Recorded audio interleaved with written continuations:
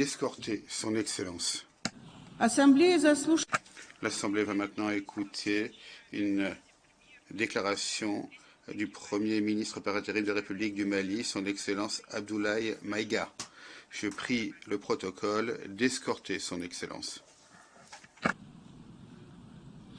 J'ai le plaisir de souhaiter la bienvenue au Premier ministre par intérim de la République du Mali, son Excellence Abdoulaye Maïga.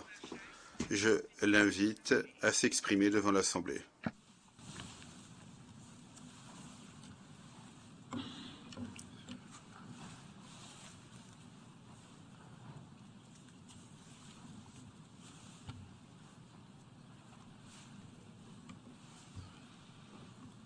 Monsieur le Président de l'Assemblée générale, Mesdames et Messieurs les chefs d'État et de gouvernement, Monsieur le Secrétaire général de l'Organisation des Nations unies, Mesdames et Messieurs, de prime abord, je voudrais m'acquitter de l'agréable devoir de vous adresser les chaleureuses salutations du peuple malien, riche de sa diversité culturelle, religieuse et ethnique, ainsi que celle de son Excellence, le colonel Assimi Goïta, président de la transition, chef de l'État. Monsieur le Président, votre brillante élection à la présidence de cette 77e session de l'Assemblée générale et la fin des travaux de la 76e session de l'Assemblée générale, brillamment conduit par votre prédécesseur, son Excellence M. Abdullah Shahid, de la République des Maldives, m'offre l'heureuse occasion d'adresser à vos Excellences les chaleureuses félicitations de tout le Mali. Enfin, permettez-moi de réitérer à notre secrétaire général, M. Antonio Guterres, notre haute appréciation des efforts louables qu'il continue de déployer pour la réalisation des nobles objectifs de notre organisation commune. Nous sommes convaincus que vous êtes un ami du Mali et du Sahel. L'amitié reposant sur la sincérité, souffrez que je vous exprime mon profond désaccord suite à votre récente sortie médiatique, au cours de laquelle vous prenez position et vous vous exprimez sur l'affaire des 46 mercenaires ivoiriens, qui est une affaire bilatérale et judiciaire entre deux pays frères. C'est évident que la qualification judiciaire des infractions liées à cette affaire ne relève pas des attributions du secrétaire général des Nations unies. Au Mali, notre administration ne travaille pas sur la base de l'oralité ni des déclarations par voie de presse. Par conséquent, nous nous en tenons scrupuleusement à la note verbale de la MINUSMA, la mission des Nations unies pour la stabilisation au Mali, référence MINUSMA PROT/NV 226/2022 du 22 juillet 2022, dans laquelle il ressort clairement qu'il n'existe pas de lien entre les 46 mercenaires et les Nations unies. Les récentes synchronisations des actions et l'harmonisation des éléments de langage consistant à faire passer le Mali, mon pays, de statut de victime à celui de coupable dans cette affaire des mercenaires sont évidemment sans effet. Excellence, Monsieur le Secrétaire général, votre position sur l'affaire des mercenaires a été suivie par certains responsables d'Afrique de l'Ouest. Donc, c'est sous votre couvert que nous leur adresserons des messages. À l'endroit du président en exercice de la CEDEAO, M. Umaro Sissoko Embalo, qui affirme, je cite, « On vient de voir avant-hier la déclaration du secrétaire général des Nations unies qui dit que ce ne sont pas des mercenaires. Moi, à la place des Maliens, j'aurais relâché ces 49 soldats. » Fin de citation. Je voudrais très respectueusement signifier à ce dernier qu'il existe un principe de subsidiarité, d'ailleurs au contour flou entre la CEDEAO et les Nations unies, et non un principe de mimétisme. Également, il est important de lui préciser que le secrétaire général des Nations unies n'est pas un chef d'État et le président en exercice de la CEDEAO n'est pas un fonctionnaire. Par conséquent, il serait indiqué qu'il ne banalise pas la CEDEAO. Enfin, il est utile de rappeler au président en exercice de la CEDEAO qu'au Mali, les autorités n'interfèrent pas dans les dossiers judiciaires et respectent l'indépendance de la justice. Donc nous n'avons pas vocation à interpeller ou relâcher. Ceci relève de la fonction judiciaire. Aussi, M. Oumaro Sissoko Embalo doit être conscient du fait qu'il est le dépositaire d'un lourd héritage et de plusieurs sacrifices qui ont fait la renommée de cette organisation. La dynamique ayant fait la grandeur de la CEDEAO ne doit pas être brisée. Par ailleurs, nous avons pris acte de la menace de sanctions proférées contre le Mali et loin d'être impressionnés par des sanctions, je voudrais signaler au président en exercice de la CEDEAO qu'à la fin de son mandat, les peuples ouest-africains le jugeront sur les efforts qu'il a fournis pour améliorer les conditions de vie des populations et non des shows médiatiques servant des agendas étrangers. À l'endroit de M. Bazoum, il remarquera que le gouvernement de la transition n'a pour le moment jamais réagi à ces propos injurieux pour deux raisons cumulatives. La première raison tient au respect de l'héritage laissé par nos ancêtres, qui consiste à ne pas répondre aux injures par des injures. La seconde relève de l'identité de M. Bazoum, l'étranger qui se réclame du Niger. Nous savons que le peuple nigérien, frère du Mali, se distingue par des valeurs sociétales, culturelles et religieuses très riches. M. Bazoum n'est pas un Nigérien, son comportement nous le reconforte totalement dans notre constat. Excellence, Monsieur le Secrétaire général, le Mali tirera toutes les conséquences de droit de vos agissements.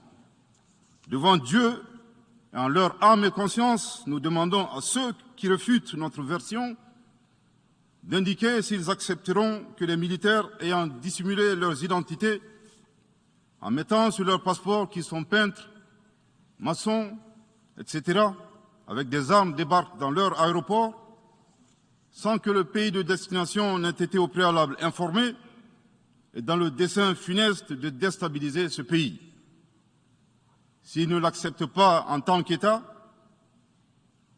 si cela n'est pas possible à Lisbonne ou ailleurs, le Mali non plus ne l'acceptera pas en tant qu'État et ce ne sera pas non plus possible à Bamako ou dans une autre localité malienne. Monsieur le Président, une nouvelle ère des solutions porteuses de changement pour relever des défis interdépendants. Thème de cette 77e session de l'Assemblée générale, suscitera l'espoir de meilleurs jours pour le Mali, à la condition que le bilan sans complaisance de l'ancienne ère soit établi, que les enseignements soient tirés et que les recommandations objectives soient formulées. Une fois cet état franchi, je ne doute pas qu'à travers notre action collective, nous réussirons à pacifier les multiples foyers de tension dans le monde, mais aussi à promouvoir un développement harmonieux et lutter efficacement contre les pandémies, la dégradation de l'environnement et le réchauffement climatique, les inégalités, les politiques de domination et de prédation des ressources. Depuis le mois d'août 2020, le Mali, mon pays, se trouve dans un processus de transition qui prendra fin le 26 mars 2024 par le transfert de pouvoir aux autorités élues. D'ici à cette échéance et conformément aux recommandations des Assises nationales de la refondation, les autorités de la transition se sont engagées dans 2 chronogrammes convenus avec la CEDEAO à faire des réformes politiques et institutionnelles avant d'organiser des élections dont l'objectif ultime est de refonder l'État malien, afin qu'il réponde aux aspirations profondes et légitimes de notre peuple à la paix, à la sécurité, à la bonne gouvernance, au développement et à la stabilité institutionnelle durable au Mali. Dans cette perspective, je suis heureux de souligner que certaines avancées majeures ont déjà été réalisées, notamment la promulgation de la loi électorale, qui comprend entre autres la création de l'autorité indépendante de gestion des élections, dont l'installation est à un stade avancé, ainsi que la mise en place d'une commission composée d'éminentes personnalités de toutes les composantes de la société malienne, chargée de la rédaction de la nouvelle Constitution. Monsieur le Président, sur un autre plan, peu de gens savent que le Mali est le seul pays au monde dans lequel se superposent et se déroulent simultanément 4 types d'insécurité: le terrorisme, les conflits communautaires manipulés par les terroristes et leurs sponsors étatiques étrangers, la criminalité transnationale organisée et les actions violentes d'individus isolés. Parallèlement à ce processus de retour à l'ordre constitutionnel, le Mali continue de mener une lutte sans merci contre les acteurs de l'insécurité, en particulier les groupes extrémistes qui sont responsables de toutes sortes d'abus contre nos paisibles populations. En ce qui concerne le Mali, je suis heureux et fier de vous annoncer que les groupes terroristes ont été sérieusement affaiblis et la peur a même changé de camp. Cependant, ces groupes criminels gardent encore et toujours une certaine capacité de nuisance dans leur tentative désespérée de porter atteinte à notre intégrité territoriale et de terroriser nos populations. Les vaillantes forces de défense et de sécurité du Mali restent déterminées à faire face à toutes les menaces d'où qu'elles viennent, sous l'impulsion de son Excellence le colonel Assimi Goïta, président de la transition, chef de l'État. Le gouvernement du Mali continue d'intensifier les efforts importants pour recruter, former, équiper et renforcer les capacités opérationnelles des forces de défense et de sécurité maliennes. Je dois dire ici que les actions offensives menées jusque-là ont permis à nos forces de remporter des victoires décisives contre les forces obscurantistes. Elles ont également permis à l'État de reprendre pied et de réaffirmer son autorité sur une grande partie du territoire national, ainsi que de favoriser le retour de plusieurs milliers de nos compatriotes dans leur localité d'origine. Cependant, nous savons que la solution uniquement militaire ou sécuritaire a ses limites. C'est la raison pour laquelle, en appui à l'action militaire, le gouvernement du Mali s'est doté d'une stratégie globale et intégrée, comprenant des mesures politiques, sociales, de développement, y compris la fourniture des services sociaux de base à nos populations, durement affectées par la crise multiforme que nous traversons depuis janvier 2012, avec comme objectif la restauration de l'autorité de l'État sur l'ensemble du territoire national. Dans cette dynamique, le gouvernement du Mali a approuvé le 24 août dernier la stratégie nationale de stabilisation des régions du centre et son plan d'action 2022-2024. Cette stratégie traduit la volonté des autorités de la transition d'avoir une approche holistique de la stabilisation des régions du centre. Elle vise à faire du centre une zone stable et prospère où les communautés sont réconciliées et vivent en harmonie avec leurs voisins. Parallèlement, la mise en œuvre diligente et intelligente de l'accord pour la paix et la réconciliation au Mali, issu du processus d'Alger, demeure une priorité stratégique des autorités de la transition. En tant qu'instrument pacifique de résolution durable de crise que traverse le Mali dans sa partie nord. Je dois dire que je suis particulièrement heureux des conclusions de la deuxième réunion de niveau décisionnel des parties à l'accord, tenue à Bamako du 1er au 5 août 2022. Cette importante réunion qui a regroupé les parties signataires et la médiation internationale a permis de lever certains obstacles afin de relancer le processus de mise en œuvre de l'accord. Poursuivant cette dynamique positive et progressive du processus de paix, la 6e réunion de haut niveau du comité de suivi de l'accord, CSA, s'est tenue à Bamako il y a à peine quelques semaines, le 2 septembre 2022. Cette session du CSA est un signal fort de la volonté des parties à s'engager dans une nouvelle dynamique en vue de parachever la mise en œuvre de l'accord. Je réaffirme ici notre attachement à ce processus, dont la réussite demeure l'une des conditions sine qua non de la stabilité durable du Mali. C'est le lieu pour moi de saluer une fois de plus le rôle actif de l'Algérie et l'accompagnement de l'équipe de médiation internationale. Je n'oublie pas ici la situation des réfugiés maliens dans les pays voisins, que je salue au passage pour leur hospitalité à l'égard des nôtres. Je n'oublie pas non plus celle de nos compatriotes déplacés internes. Je veux les rassurer que le gouvernement du Mali reste très attentif à leur situation précaire et que tous nos efforts visent à créer les conditions propices à leur retour dans la sécurité et la dignité en vue de leur participation effective à la vie de la nation. Monsieur le Président, dans sa difficile quête pour la paix, la stabilité et le développement durable, le peuple malien reste reconnaissant des efforts et des sacrifices consentis par la MINUSMA, de sa création en juillet 2013 à nos jours, visant à aider le Mali à restaurer son autorité sur l'ensemble de son territoire. C'est pourquoi je tiens à rendre hommage au nom du peuple et du gouvernement malien à la mémoire de toutes les victimes maliennes comme étrangères, civiles comme militaires, tombées sur le champ d'honneur au Mali. Cela dit, il nous faut reconnaître que près de 10 ans après son établissement, les objectifs pour lesquels l'aménagement a été déployé au Mali ne sont pas atteints, et ce, en dépit des nombreuses résolutions du Conseil de sécurité. C'est pourquoi le gouvernement du Mali réitère sa demande, maintes fois exprimée, d'un changement de paradigme, d'une adaptation de l'aménagement à l'environnement dans lequel elle est déployée et d'une meilleure articulation de cette mission avec les autorités maliennes. Dans cette perspective, il est extrêmement important pour l'aménagement de rester une force d'appui au Mali dans sa quête de stabilité. Le gouvernement du Mali dénonce les influences extérieures négatives et les tentatives d'instrumentalisation de certaines entités légalement présentes au Mali pour servir des agendas cachés, y compris à travers l'exploitation de la question des droits de l'homme aux fins de déstabilisation. Monsieur le Président, le monde se souviendra qu'après avoir été abandonné en plein vol le 10 juin 2021 par la France, qui a unilatéralement décidé de retirer la force Barkhane du Mali, mon pays a été ensuite poignardé dans le dos par les autorités françaises. La précision est d'autant plus utile que nous refusons tout amalgame avec le peuple français que nous respectons. Les autorités françaises, profondément anti-françaises, pour avoir régné les valeurs morales universelles et trahi le lourd héritage humaniste des philosophes des Lumières, se sont transformées en une junte au service de l'obscurantisme.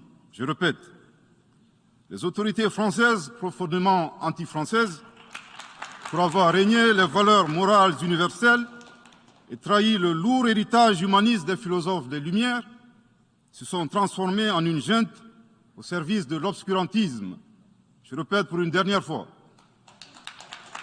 Les autorités françaises, profondément anti-françaises, pour avoir régné les valeurs morales universelles et trahi le lourd héritage des philosophes des Lumières, se sont transformées en une junte au service de l'obscurantisme. Obscurantisme de la junte française nostalgique, de pratiques néocoloniales, condescendantes, paternalistes et revanchardes, qui a commandité et prémédité des sanctions inédites, illégales, illégitimes et inhumaines de la CEDEAO et de l'UEMOA contre le Mali et mon pays. Après plus de 10 ans d'insécurité et en fait des milliers de morts, autant de réfugiés et de déplacés internes, n'est-ce pas un sacrilège de mettre une population malienne victime de l'insécurité dans un pays enclavé sous embargo pendant 7 mois, en procédant à la fermeture des frontières et la saisie des comptes financiers du Mali. Grâce à sa résilience et à la solidarité de pays amis et des peuples africains, le peuple malien a tenu et a déjoué les pronostics de ses adversaires. Obscurantisme de la junte française qui s'est rendue coupable d'instrumentalisation des différences ethniques, en oubliant si vite sa responsabilité dans le génocide contre les Tutsis au Rwanda, coupable également de tenter désespérément de diviser les Maliens, enfants d'une même famille. Enfin, obscurantisme de la junte française qui a violé l'espace aérien malien en y faisant voler des vecteurs aériens tels que des drones, des hélicoptères militaires et des avions de chasse plus d'une 50aine de fois, en apportant des renseignements, des armes et munitions aux groupes terroristes. Afin de se donner une bonne conscience, la junte française accuse le Mali de n'avoir pas été reconnaissant en se gargarisant de la mort regrettable de 59 soldats français au Mali lors de diverses opérations de lutte contre le terrorisme.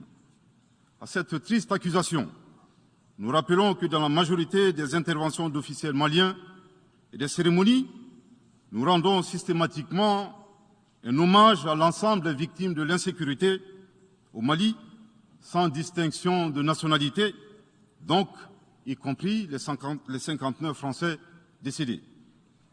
Aussi, nous les invitons à ne pas s'arrêter à si bon chemin et de remonter le temps, en passant par leur intervention en Libye, décriée par toute l'Afrique, sans oublier la participation forcée des milliers d'Africains à la Première et la Seconde Guerre mondiale, sans oublier la traite négrière qui explique le sort économique de beaucoup de pays. Combien d'Africains sont-ils morts pour la France et le monde libre dans lequel nous vivons? Monsieur le Président, eu égard à la gravité des faits commis par la junte française, le Mali, dans sa lettre en date du 15 août 2022, a demandé la tenue d'une réunion d'urgence du Conseil de sécurité des Nations Unies. Cette réunion a pour objet de permettre au Mali de présenter les éléments de preuve en sa possession, démontrant que l'armée française a agressé en de maintes reprises mon pays, en violant de manière répétitive et fréquente l'espace aérien malien, sans autorisation des autorités maliennes, et parfois en falsifiant des documents de vol. Plus grave, Monsieur le Président, le Mali sera en mesure de prouver que la junte française a fourni des renseignements et des armes à des groupes terroristes. Le gouvernement du Mali s'interroge sur les raisons qui poussent cet État membre du Conseil de sécurité, de surcroît assurant la présidence de cet organe, à faire obstacle au débat en vue de la manifestation de la vérité.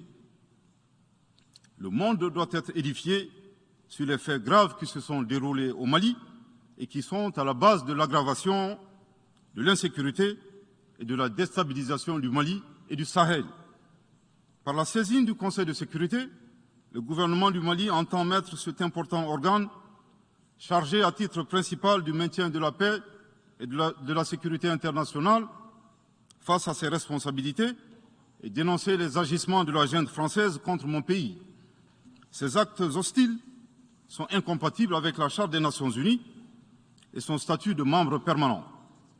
Il y va de la crédibilité de notre mécanisme commun, de l'efficacité de la lutte contre le terrorisme, mais surtout, il y va de l'intégrité de l'Organisation des Nations Unies, qui repose entre autres sur le respect des engagements internationaux, de la légalité internationale et de la Charte des Nations Unies. Monsieur le Président, il semble opportun pour le Mali de demander votre implication personnelle auprès du Conseil de sécurité des Nations Unies afin que notre demande aboutisse pour que cesse la duplicité et la guerre par procuration imposée à mon pays. Monsieur le Président, dans la lutte contre le terrorisme et l'extrémisme violent, le gouvernement du Mali est fortement interpellé sur la question des droits de l'homme. Je tiens à souligner que les droits de l'homme constituent avant tout des valeurs qu'incarne chaque Malien. Aussi, le gouvernement du Mali reste déterminé à les respecter et à les faire respecter, conformément à sa politique de tolérance zéro contre l'impunité. Et cela par fidélité à nos valeurs ancestrales inscrites dans la charte de Kouroukanfouga, proclamée en 1236 par l'empereur du Mali, Soundiata Keïta. Le Mali, berceau de grandes civilisations, héritier de grands empires, terre de brassage, d'hospitalité et de tolérance, fait de la promotion et de la défense des droits de l'homme une priorité nationale. C'est pourquoi je réaffirme avec force que les opérations militaires des forces de défense et de sécurité du Mali sont conduites dans le strict respect des droits de l'homme et du droit international humanitaire. Cependant, comme je viens de le souligner, le gouvernement du Mali s'oppose avec véhémence à l'instrumentalisation de la question des droits de l'homme à des fins politiques, de positionnement, voire de chantage ou d'intimidation. De même, nous regrettons la sélectivité observée entre les droits des populations dont des villages entiers sont massacrés et rasés, qui ne suscitent presque pas d'indignation particulière, et la manipulation communicationnelle faisant passer des terroristes neutralisés sur le champ de bataille pour des civils innocents. Monsieur le Président, pour terminer, je dirais que le peuple malien a décidé de prendre son destin en main. Il soutient pleinement le gouvernement dans la refondation du Mali, ainsi que le retour à un ordre constitutionnel apaisé et sécurisé en mars 2024, à l'issue d'élections libres, transparentes et crédibles. La réalisation de ces vastes chantiers exige du gouvernement de poursuivre et d'intensifier les efforts en vue de l'amélioration continue de la situation sécuritaire dans le pays et de la protection des personnes et de leurs biens.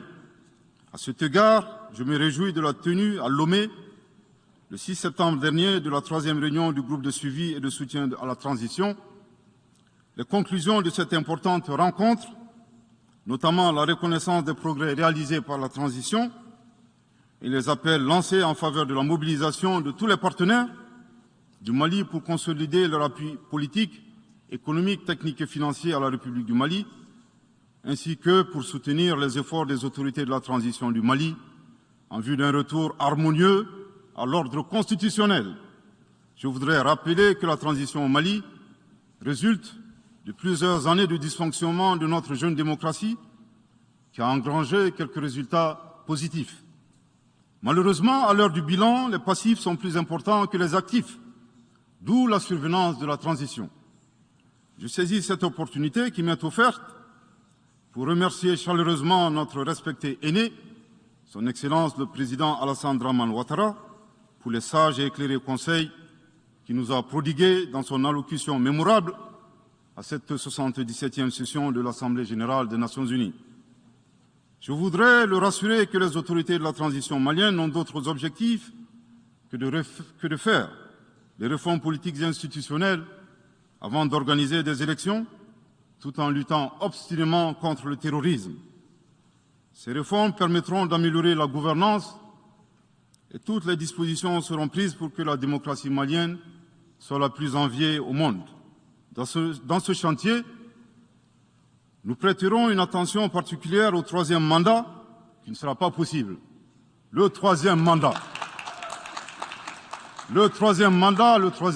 pour un public moins averti consiste pour un président de la République d'effectuer une manœuvre en 4 temps, en vue de conserver le pouvoir pour lui seul et son clan. Premier temps, presque en fin de second mandat, donc en principe non rééligible, il s'agit pour le président de la République sortant de déclencher une révision constitutionnelle de manière non consensuelle. Deuxième temps, au cours de cette révision constitutionnelle, le président de la République sortant modifiera quelques dispositions constitutionnelles. Troisième temps, une fois la nouvelle constitution adoptée, sur fond de crise politique naturellement, le président sortant devient candidat en violation de la limitation du nombre de mandats à 2. Sa candidature est alors justifiée par l'adoption de la nouvelle Constitution et le prétexte est tout trouvé. La limitation du nombre de mandats à 2 concernait l'ancienne Constitution. Par conséquent, il est candidat au regard de la nouvelle Constitution adoptée. Quatrième temps, une farce électorale est organisée. Forcément, il remporte les élections et s'ensuit une chasse impitoyable aux opposants politiques, dont certains sont arrêtés, d'autres s'exilent et d'autres assassinés. Les allégeances sont obtenues grâce au pouvoir de l'argent, le clientélisme et les intimidations. Dans un langage plus simplifié et en référence à une métaphore footballistique, le 3e mandat est une magie. C'est l'art de se dribbler soi-même tout en gardant le ballon.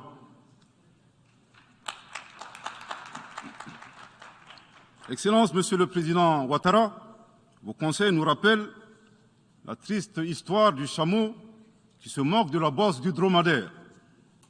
Malgré les efforts tangibles de la transition malienne, dans la mise en œuvre des chronogrammes des réformes politiques et institutionnelles et celui des élections, salués par la communauté internationale, Madame la ministre des Affaires étrangères de la junte française, à qui le Mali n'a pourtant rien demandé, a estimé qu'il n'y avait pas eu de progrès, oubliant que nul ne peut aimer le Mali plus que les Maliens eux-mêmes. Sa position singulière et son adversité ne nous surprennent guère.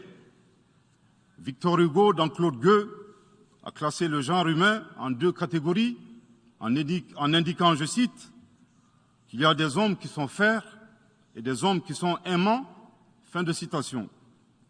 Madame le ministre, dont il s'agit malheureusement, n'est ni fer, ni aimant, elle est hideusement sui generis. Devant l'incertitude et les situations étrangères, le peuple malien adopte une attitude prudente. C'est ce que l'écrivain et le sage Amadou Hampâté-Bâ met en relief en conseillant dans l'étrange destin de Wangrin que, je cite, « Si observer est une qualité, Savoir se taire préserve de la calamité. Fin de citation. Madame le ministre de la Junte française, le Mali vous conseille de vous contenter d'observer sa situation. C'est l'occasion pour moi de saluer les relations de coopération exemplaires et fructueuses entre le Mali et la Russie, tout en réaffirmant que le Mali reste ouvert à tous les partenaires qui souhaitent l'aider à relever les défis multiples qui l'assaillent, dans le respect strict de sa souveraineté, de son unité et de la dignité du peuple malien.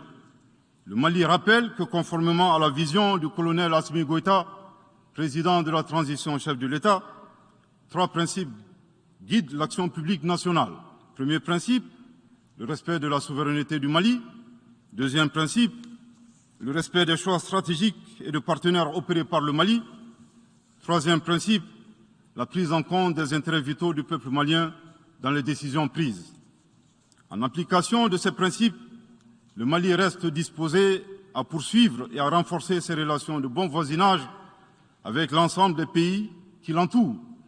De même, le Mali, fidèle à son engagement panafricain, continuera à œuvrer au sein des organisations sous-régionales et régionales pour la réalisation de l'intégration africaine.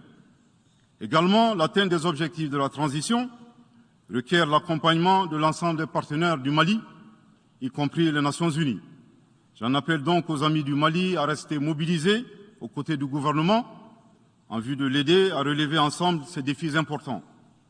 Pour la grande majorité des États du monde, convaincus par le respect mutuel et le partenariat gagnant-gagnant, je leur garantis que les portes du Mali leur sont grandement ouvertes et les Maliens les accueilleront les bras ouverts. Pour la minorité qui serait tentée de ne pas respecter ces principes, nous leur promettons qu'ils feront face à des millions de Assimi Goïta, soucieux de défendre leur honneur, leur dignité et leurs intérêts vitaux. Je terminerai en donnant 2 conseils aux nostalgiques de la domination. Ayez le sens de l'empathie en traitant les autres comme vous voudrez être traités ou en ne faisant pas aux autres ce que vous ne voudrez pas qu'on vous fasse. Le second conseil, revoyez vos copies, revoyez vos modèles, revoyez vos logiciels pour intégrer le changement de mentalité et l'évolution du monde dans vos grilles de lecture et d'analyse. Sortez du passé colonial et entendez la colère, la frustration, le rejet qui remonte des villes et campagnes africaines, des populations africaines, et comprenez que ce mouvement est inexorable.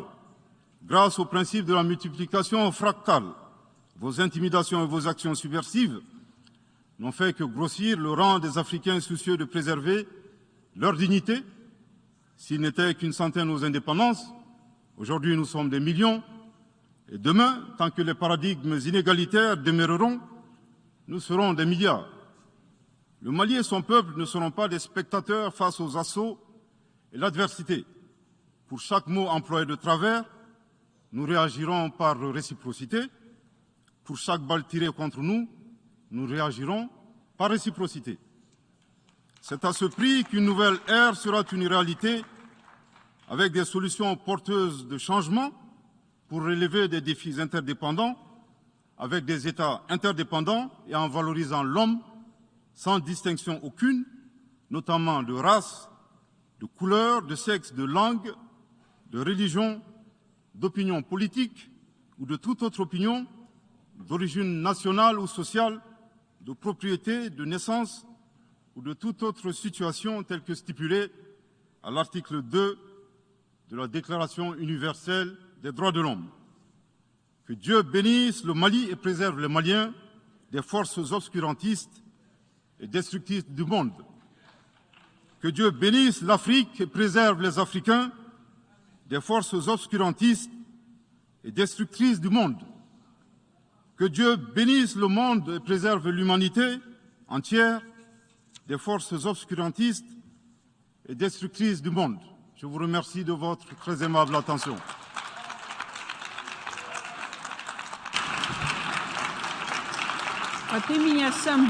Au nom de l'Assemblée générale, permettez-moi de remercier le Premier ministre par intérim de l'Excellence du Mali pour la déclaration qu'il vient de faire. Je prie le protocole d'escorter son Excellence.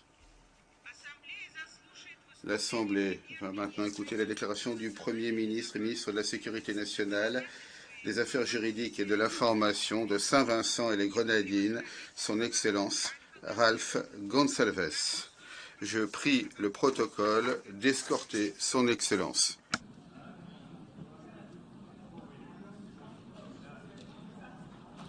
J'ai le plaisir de souhaiter la bienvenue au Premier ministre et ministre de la Sécurité nationale, des Affaires juridiques et de l'information de Saint-Vincent et les Grenadines, son Excellence Ralph Gonsalves.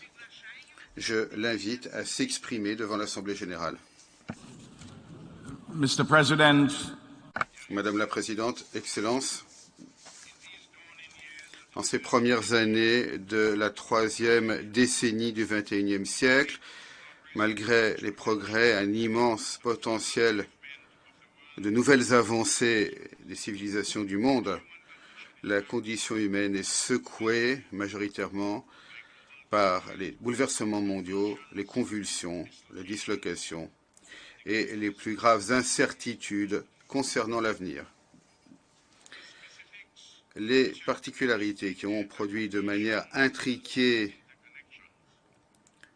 ce malaise, ce tumulte qui nous assaille sont bien connues. Ici, nous pouvons dire ceux qui sont centraux et urgents. Un changement climatique produit par l'homme irresponsable et dangereux, un système économique et commercial dominant, inondé de contradictions antagonistes, qui a apporté des fardeaux inacceptables pour les pauvres et les faibles d'un côté, et d'un autre côté, profite abondamment aux riches et aux forts. Des conflits qui ne sont pas nécessaires et qui sont mal avisés, des guerres déclarées comme non déclarées qui pervertissent les normes et préceptes établis du droit international et contribuent aux difficultés économiques et aux immenses souffrances de par le monde. Des crises de santé publique évitables, y compris des pandémies, et les ripostes inégales et inadaptées, et les dangereuses vanités, les glorioles illusoires et l'hubris des hommes et des femmes au pouvoir, en particulier dans les centres mondiaux de l'impérialisme et dans les chancelleries de ceux qui sont ivres de la quête d'hégémonie. Monsieur le Président, partout dans le monde, les visages des hommes et des femmes ordinaires sont tendus et anxieux. Et d'ailleurs, l'on constate de plus en plus un sentiment de désespoir. À ce stade, historiquement, les civilisations sont soit sombrées dans le barbarisme d'une sorte ou d'une autre, ou bien elles ont accepté la nécessité d'espérer à nouveau, de faire leur un nouvel espoir, ainsi que l'amour de l'humanité et une foi concrétisée en actes.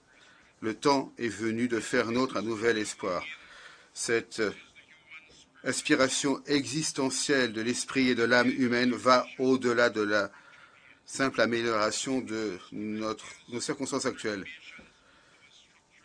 Cette situation exige des réformes structurelles et fondamentales et une nouvelle manière de penser. Sans un nouvel espoir, c'est la profanation de notre avenir qui nous attend. De nouvelles idées représentent le socle d'un nouvel espoir. Il y a plus de 130 ans, le patriote cubain José Martí disait la chose suivante. Les armes de l'esprit